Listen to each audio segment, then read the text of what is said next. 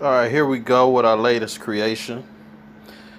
It's unnamed as of yet, so we're working on it. I'm going to give y'all a little view of where we're at. This is cardboard base with empty cereal box. So we're going to turn this over so you can see where we're at with it. You see that? We got a 70 millimeter EDF jet ready to rock in there. We're still working on that with the thrust tube and stuff. Alright. Battery tray. Put it in just like here. Check me out. Boom. We're going to have that go into everything we need to. Push that up a little bit. You see how that's working out. Alright.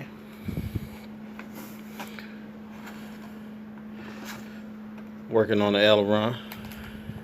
See that? Working on that. And we have the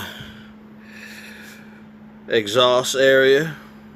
YF23 design feature.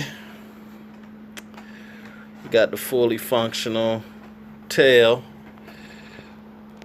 You see it on both sides. Alright.